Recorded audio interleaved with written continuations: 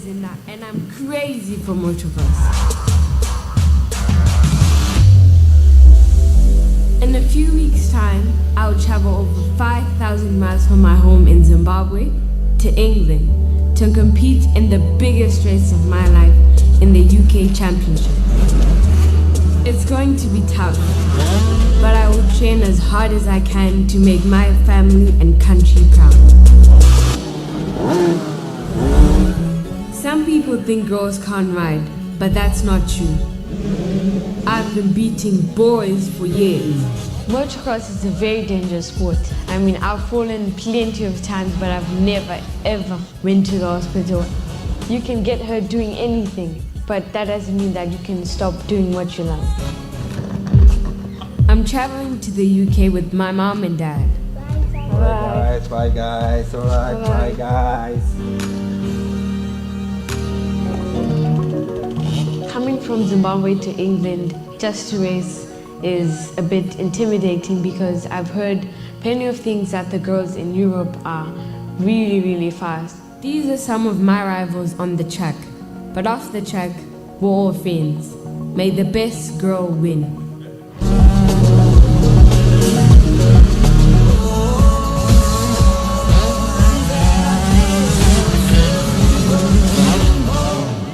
I've done it. All that training and hard work has paid off. For my parents, it means that we didn't travel for nothing. This is my present to say thank you for all the support that you've given to me, and I hope that one day I'll pay them back for all the sacrifices that they did for me.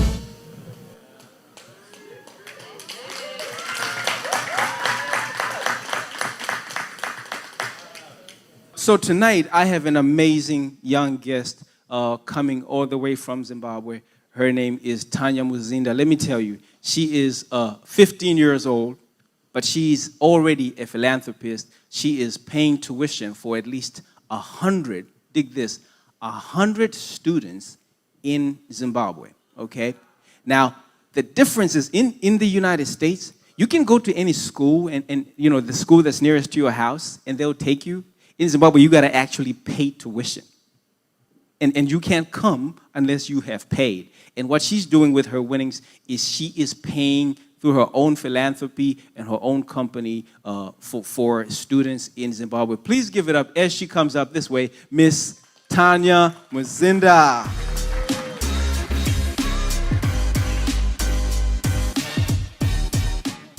Tanya, welcome to the show. Welcome, welcome. Give it up for her, y'all. All right, Tanya, how you doing? I'm good, thanks. All right, well, it's an honor to have you in the show. Are you nervous? Not really. All right, that's good. Now, Tanya, you are 15 years old? Yes, that's Wow, that's incredible. Now, a lot of us are inspired by the work that you're doing, and we want to first of all let you know that we are proud of you for what you're doing. It's amazing. How long have you been racing now? I know that we've got pictures, which we're going to show on the screen here, of what you've been doing. But how long have you been racing now? I've been racing since I was 5 years, so it's been a whole decade since I've been racing. It's a whole decade since you've been racing. Did you hear that? Huh? That's amazing. You were 5 years old when you started, really? Yes. Wow. How did you get involved? How did you get started doing this? It all started when I was young, when I was like going to kindergarten, and my dad, he had a motorcycle, so some days he'd put me on the back or the front of his motorcycle and he'd take me home. So like just that experience from the bike, just the wind blowing, the speed, I loved it so, so much. Fell in love with the speed. Yeah. Wow. Yeah, so one day his friend, he had a son and he said, why don't you bring your child to the motocross track? And that time I was the firstborn, I was the only child. So the only child who could go to the motocross track, so it was me. So when we got to the track, he was like, oh, it's a girl, I thought it was a boy. Wow. So when he obviously couldn't say no, so he just said, oh, let her go on the bike. So I hopped on the bike, I rode for a bit and I fell. Then I said, this is not for me, I don't want to go back on this bike. Wow. But luckily I got words of encouragement from my parents and they told me that you love it, trust us. And ever since, I've never wanted to come off. Wow. Wow, that's amazing. 5 years old. Can you imagine that? Give it up for her, man. Now, you were born in Zimbabwe, but you have competed in other different countries. What other countries have you been to, and where have you competed? I've been to Italy, UK, Belgium, and here the US. All right, all right. You'll be competing here in the U.S. again? Yes, I did a race last year, and I'm gonna be doing a race this year. All right, all right. Now, I'm encouraged to learn that you are sponsoring 100 students with tuition in Zimbabwe. Now, for such a young person, how did that? I mean, I know 40-year-olds who don't even do that. How did that come about for you? How did you get started? Where did that idea come from? It's because I know the experience, and I know that it's very depressing and traumatizing because kids in Africa actually want to go to school, unlike here where education is free. So it's not that difficult. And also, I've gone through the same experience as them, like in my sports. Sometimes I won't be able to ride for a whole year because I can't afford to get the bikes, the fuel, or even plane tickets to travel to other countries because motocross is bigger out of Zimbabwe. So sometimes I sit at home, I see like Instagram posts of people at the track, and I'll be just sitting at home like cleaning up, and I know that it's really painful, and I wouldn't want any child to experience that. So if I could pay school fees for everyone all around the world, I would do that. Wow, that's amazing. Give it up for that. That's incredible. So what I hear you say is that sometimes you have challenges where you are not even able to go and compete because of the needs for the bikes. And so your family sponsored this by themselves to be able to do these things? Is that how it works? Well, motocross is a very expensive sport for them to do it themselves. Right. So we have to look for sponsors. Some they come and sponsor us with tickets, some with bikes. I have sponsors for my uniforms. So it's really a sport where you have to depend on the sponsors.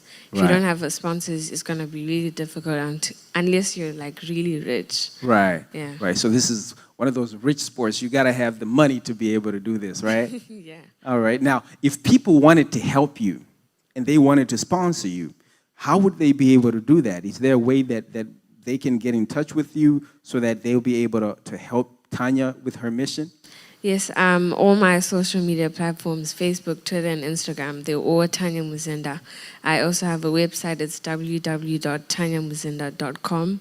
All right. And my email is tanya.muzinda@gmail.com. All right. Now, for those that might not be able to spell that entire name, spell it for us so that we have that, so that they can find you on Twitter and on social media. How do you spell Tanya Muzinda?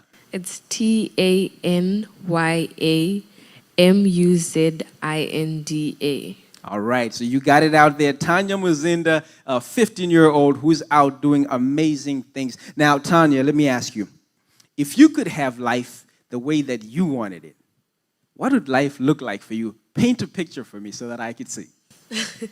How life would look like, I'd see myself waking up early in the mornings for training, motocross trainings. After that, I could probably go to the gym. If I'm not worn out from training, I could probably also visit like orphanages and find other schools where they have children who are not going to school because they don't have the money to pay for school fees, and help them. And then also support my siblings who are into BMX. I'd love to be the one taking them for training and all that. And yeah. So you're not the only one that does the sports. Your siblings are in sports as well? Yes. Talk to me about who's one of the, I think one of your siblings has won a championship, is he not? My little brother, he's 7, and he's the African BMX champion. He's 7 years old, and he's the African BMX champion. Give it up for that. Wow. Now, these are the kids that you sponsor. I see you here.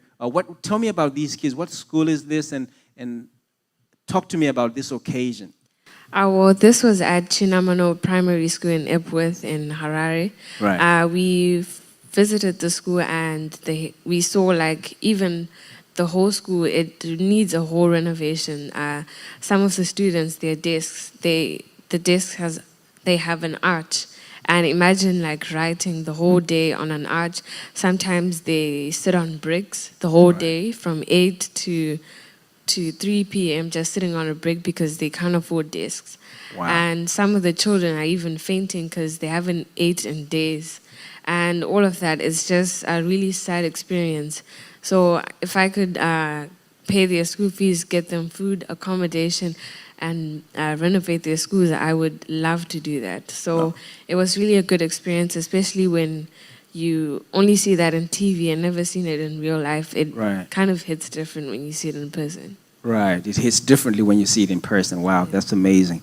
Now, I would like you to, you've won some championships out there. Talk to me about the championships you've won. You've been in Italy, you've been in the United Kingdom, you've been in Germany, and you've competed here in the U.S. Where was it more fun to compete? Was it, what's the country of choice? My country of choice, I haven't been to that many countries, but for now I'd say the United Kingdom. United Kingdom. Yeah. And what was special about the United Kingdom for you? What was special about the race? Well, the United Kingdom was where I did my first international race. And before the races, I knew that people in Europe, they're more trained, they have trainers, they have mechanics and all that, while my dad is doing all of that. So imagine competing with someone who has someone who's graduated from fixing a bike and all that. So I was really scared, and on the plane, all I was just praying is that I hope I end up in the top 20, and I actually ended up in the top 3. Top 3, give it up for that. That's amazing. Wow. Now, Tanya, I would like you to look into that camera right there, and I would like you to, first of all, maybe before we do that, what are the things that people out here can be able to do to support your movement? Is there specific things that they can do right now while you are traveling in the United States to be able to say they can help you to keep your mission? I see that you say your dad is the one that does all the training. You are up against people who have trainers who are being sponsored by other big companies. So what are the things that maybe some of the people who are here or people who are watching us on the TV, what could they do to help your movement? Well, they're not specific things, but if I had to get into detail, it would probably be accommodations, trainers, bikes, even people that will be able to, if I have a race in California, if you live in California, we'd, if you could host us, that would be also something that would be good. And also like transport and all that. But it's something that can be discussed. Right. So essentially what happens is you get hosted by families as you travel to different parts of the country and different parts of the world. Yes. And that kind of takes care of the accommodation piece. And you talked about bikes. What kind of bikes do you use? What if somebody wanted to sponsor a bike, what kind of bike would it be? It would be like a motocross bike. There are so many brands. There's KTM, Suzuki, Honda, Yamaha. I ride a 125cc. 125cc, huh? Yeah. You guys know about a 125cc? That's what she 125. Is this what brand of a bike is it? It's any brand, but if I had to choose, it would be between KTM or Suzuki. Suzuki or KTM. Well, this is exciting. What I'd like you to do is to look into that camera and speak to anyone out there and give them encouragement as far as what you're doing and anything that can help other people, young people, older people, something of inspiration. What I like to say is that you shouldn't let anyone discourage you. If you believe in yourself and pray to God to look over you and put His holy hand upon you, anything is possible, and you should always believe in yourself. All right. Well, you heard it from Tanya Muzinda. Please give it up for Tanya, everybody. Well, Tanya, thank you so much for coming on the show. Thank you so much. And we wish you the best. We wish you the best in 2020 and beyond. All right. Give it up for her. Give it up.